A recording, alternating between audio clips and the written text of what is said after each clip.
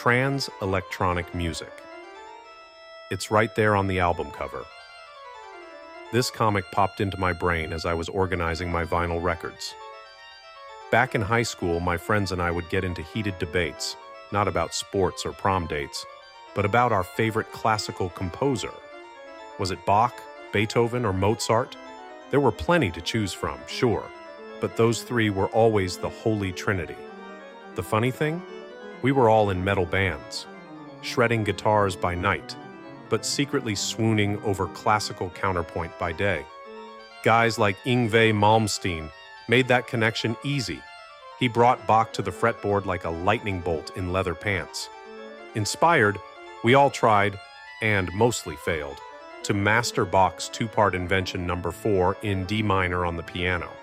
Some of us even jammed it out with one part on guitar and the other on bass.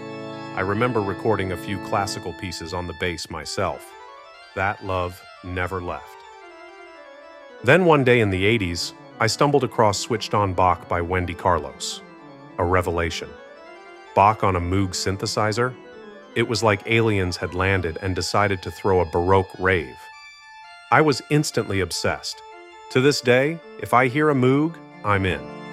But shortly after I bought the album, someone felt the need to inform me that Wendy Carlos was born Walter Carlos. She's a man, they said. Not, she transitioned, not, she's a trans woman. Just, she's a man.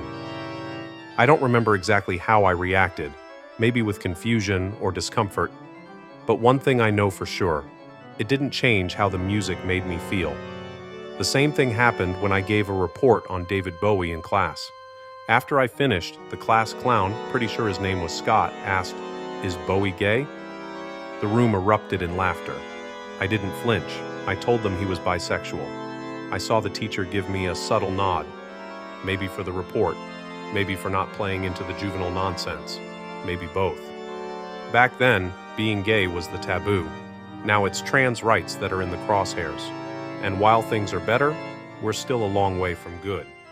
Wendy Carlos released Switched On Bach in 1968 under the name Walter, and the album absolutely crushed. It hit number 10 on the Billboard 200, dominated the classical charts for years, sold over 1 million copies, and won multiple Grammys. She came out as trans in a 1979 Playboy interview. Bold move, considering how hard it still is today.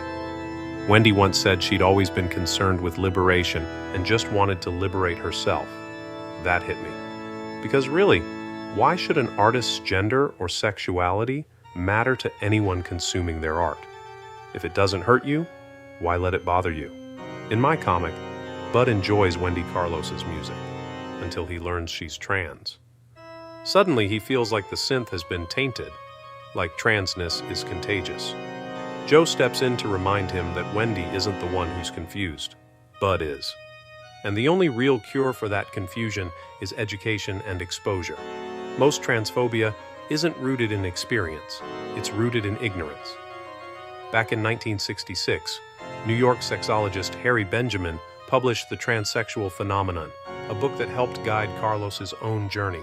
That was almost 60 years ago. There's no shortage of information, just a shortage of willingness to read it. Look, I'm not trying to start a war on TikTok, though who knows, maybe I will. My comics don't hand out answers, they ask questions. I hope those questions spark meaningful dialogue. But yeah, sometimes it's just noise. Still, I think it's worth making the art that asks anyway.